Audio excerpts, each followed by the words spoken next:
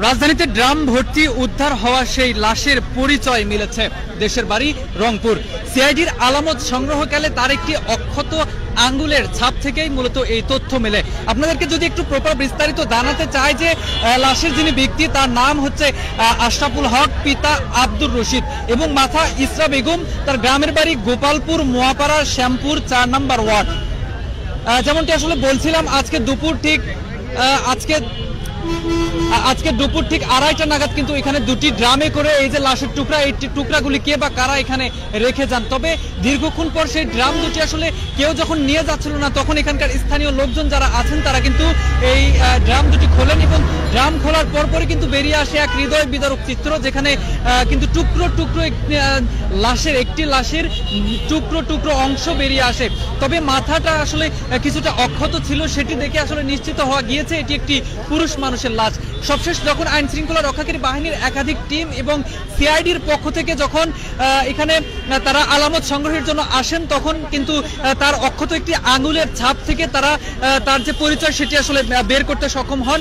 মূলত উত্তরাঞ্চলের যে রংপুর জেলা রয়েছে, সেই রংপুর জেলার শ্যামপুর মোয়াপাড়া 4 নম্বর ওয়ার্ডের অন্তর্ভুক্ত এই যে লাশের ব্যক্তি, ইনি আশরাফুল হক। তার পিতার নাম হচ্ছে, যদি আপনাদেরকে একটু জানিয়ে রাখি, রশিদ এবং মাতার নাম ইসরা বেগম।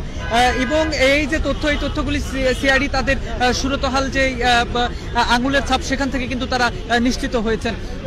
বলে রাখি যে রাজধানীর ঠিক হাইকোর্টের সামনের যে রাস্তা প্রেস ক্লাবের দিকে গিয়েছে, সেই রাস্তার পাশেই কিন্তু এই লাশটি কে বা কারা ঠিক দুপুর আনুমানিক 2টা বা 2:30টার দিকে এখানে রেখে যান। এরপর দুটি ড্রাম এখানেই পড়ে থাকে। তবে সবশেষ যখন আসলে এখানকার স্থানীয় লোকজন তারা যখন আসলে এই ড্রাম দুটি যখন অনেকক্ষণ হয়ে গেল ড্রাম দুটি কেউ উদ্ধার করছে না, তখন কিন্তু তারা কৌতূহলবশত ড্রামের মুখ দুটি খোলেন এবং খোলার পর তারা প্রথমে যেটি দেখতে পান যে চাল দিয়ে ভরা, এবং সেই চাল যখন চালে যখন একটু হাত দেন, তখনই কিন্তু নিচ থেকে রক্ত বেরিয়ে আসে। এর পরপরই তারা কিন্তু আসলে বিস্মিত হয়ে যান। পরবর্তীতে আইন শৃঙ্খলা রক্ষাকারী বাহিনীকে খবর দিলে তারা যখন এই ড্রাম দুটি আসলে ঢালেন, তখনই কিন্তু আসলে বেরিয়ে আসে তখনই কিন্তু একটি লাশ বেরিয়ে আসে, যার টুকরো টুকরো করে যেটি কিন্তু দুটি ড্রামে কিন্তু রেখে দেওয়া হয়। এবং এই ঘটনাকে কেন্দ্র করে আমরা দেখছি রাজধানী সহ এই যে আশেপাশে কিন্তু একটু চাঞ্চল্যের সৃষ্টি হয়েছে এবং এখানে কিন্তু গন্ধ বের হয়ে গিয়েছে। মূলত আজকের যে কর্মসূচি ছিল, মূলত আপনাদেরকে যদি জানিয়ে রাখি যে আওয়ামী লীগের কর্মসূচি, এর মধ্যেই দেশের একটি আতঙ্কিত মুহূর্তে এরকম একটি ঘটনা, এই ঘটনা নিশ্চয় সকলের মনে নাড়া দেন। এ বিষয়ে আমাদের সহকর্মী আল আমিন ভাইয়ের কাছ থেকে আমরা আরো বিস্তারিত জানবো। দর্শক, সর্বপ্রথম আমরা যখন এখানে খবর পাই যে দুপুর 2টা থেকে সর্বপ্রথম এখানে একটি ড্রাম ভর্তি তারা এখানে সচিত্র ড্রাম দেখতে পান, সেই ড্রামে তারা প্রথমে জানার চেষ্টা করছিলেন যে ভিতরে কি আছে। সাধারণ একটি ড্রাম ভেবে যখন এই যারা বস্তি এবং ছিন্নমূল মানুষ রয়েছে তারা কিন্তু সেটিকে এখান থেকে দেখার চেষ্টা করেন, কিন্তু তারপরে যখন তারা সন্ধ্যা 6টার দিকে এই ড্রামের মুখটা একটু খুলে দেখার চেষ্টা করেন যে প্রায় দীর্ঘ 4 ঘন্টা ধরে এখানে ড্রাম পড়ে আছে, ঠিক তখনই ড্রামের মুখ খোলার পরেই কিন্তু তারা দেখতে পান যে ক্ষত বিক্ষত লাশ দেখতে পান এবং লাশের ঠিক উপরে চাউল দিয়ে কিন্তু ঢাকা ছিল। ঠিক তারপরেই পুলিশকে খবর দেওয়া হয় এবং সাংবাদিকরা সাথে সাথে চলে আসেন এবং প্রত্যক্ষদর্শীর সাথে আমরা কথা বলে জানতে পেরেছি যে যিনি এই ড্রামটি খুলেছেন এখানে, তিনি বলার চেষ্টা করছিলেন যে অনেকক্ষণ ধরে যখন তিনি এখানে দেখছিলেন যে ড্রামটা, এবং পরবর্তীতে তারা উৎসাহী হয়ে ড্রামটা খুলেই হতচকিত হয়ে যান। এরপরেই পুলিশকে খবর দেন। পুলিশের সিআইডির সাথে আমরা কথা বলার চেষ্টা করেছি। সিআইডির পক্ষ থেকে আমাদেরকে দেখিয়ে দেওয়া হয়েছে তার আঙ্গুলের ছাপকে পরীক্ষা নিরীক্ষা করে তার পরিচয় যে শনাক্ত করা হয়েছে, সেই পরিচয়টি দেখিয়ে দেওয়া হয়েছে এবং তার বাসা যে রংপুর, সেটিও পুলিশের পক্ষ থেকে নিশ্চিত করা হয়েছে।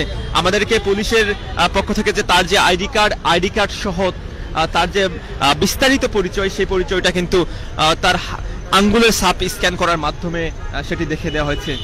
দর্শক, কমিউনিটি গাইডলাইনের কারণে আমরা আপনাদেরকে সরাসরি লাশটি দেখাতে পারছি না, তবে আমরা এখনো দেখতে পাচ্ছি যে তার লাশের উপরে যে চালগুলো রয়েছে সেই চাউলগুলো কিন্তু রক্তাক্ত অবস্থায় পড়ে রয়েছে এবং তার শরীরের ঠিক মাজার অংশ থেকে ঠিক ওপরের দিকে অক্ষত অবস্থায় রয়েছে এবং হাতের অনেক জায়গায় হাতের রগগুলোকে কেটে দেওয়া হয়েছে। এছাড়াও আমরা দেখতে পাচ্ছি তার মাথা আলাদা অবস্থায় রয়েছে এবং লাশের সমস্ত অংশ কিন্তু বিচ্ছিন্নভাবে অক্ষত অবস্থায় রয়েছে। সেই ব্যাপারটি আমরা দেখার চেষ্টা করছিলাম এখানে এসে।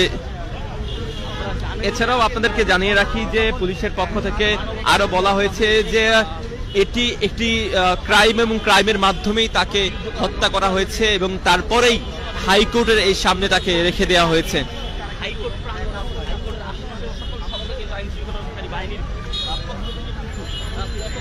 দর্শক, রাজধানীতে উদ্ধারকৃত লাশের এই যে ক্রান্তি, দেশের যে আসলে আতঙ্কিত মুহূর্তে এরকম গ্রামে উদ্ধারকৃত লাশের যে পরিচয় মিলেছে, এর বিস্তারিত জানাচ্ছিলেন সহকর্মী আল আমিন ইসলাম। এখন আবারও আপনাদের সঙ্গে যুক্ত হলাম আমি সামিউল আলিম। আপনাদেরকে আসলে যেমনটি দেখানোর চেষ্টা করছিলাম, রাজধানীতে যেই গ্রামে উদ্ধারকৃত যে লাশের টুকরা, এই টুকরা লাশের কিন্তু টুকরা লাশের পরিচয় মিলেছে সিআইডির হস্তক্ষেপে। তারা আসলে তার অক্ষত একটি আঙুলের ছাপ থেকে তার পরিচয় নিশ্চিত করতে পেরেছেন। তার গ্রামের বাড়ি রংপুর, বাবার নাম রশিদ, তিনি 43 বছর বয়সী এবং রংপুরের শ্যামপুর মোয়াপাড়া 4 নম্বর ওয়ার্ডের অন্তর্ভুক্ত আসলে তিনি। উত্তরাঞ্চলের মানুষ, অবশ্যই আপনারা এই লাইভটি শেয়ার করে দেবেন যাতে আসলে তার পরিবারের কাছে তথ্যটি আসলে চলে যায়। যেমনটি বলছিলাম যে এই যে উদ্ধারকৃত যেই লাশ, এই লাশ কিন্তু ইতিমধ্যেই কয়েক টুকরা, সেই টুকরাগুলো আসলে ভাগ ভাগ করা হয়েছে। ভাগ ভাগ করে আইনশৃঙ্খলা রক্ষাকারী বাহিনী কিন্তু সেগুলো ইতিমধ্যে উদ্ধার করেছে এবং উদ্ধার করে তারা আসলে নেওয়ার পর তারা আসলে সিআইডি তারা রিপোর্ট তৈরি করার চেষ্টা করছেন, যে সুরতহাল রিপোর্ট সেটি কিন্তু তৈরি করার চেষ্টা করছেন। এই স্থানটি কিন্তু ঘিরে রেখেছেন এবং এই স্থানে উৎসুক জনতা তারা ভিড় করছেন এবং লাশের গন্ধে কিন্তু এই স্থানে এখন থাকা কঠিন হয়ে গিয়েছে। তো এই ছিল উদ্ধারকৃত লাশের যে সবশেষ পরিস্থিতি, সেটি আসলে আপনাদেরকে দৈনিক করতোয়ার মাধ্যমে আমি সামিউল আলিম এবং আমার সহকর্মী আল আমিন ইসলাম আপনাদের সঙ্গে যুক্ত হয়ে জানানোর চেষ্টা করছিলাম। অসংখ্য ধন্যবাদ দর্শক, এতক্ষণ আমাদের সাথে যুক্ত থাকবার জন্য। সর্বশেষ তথ্য সবার আগে পেতে দৈনিক করতোয়ার সাথেই থাকুন।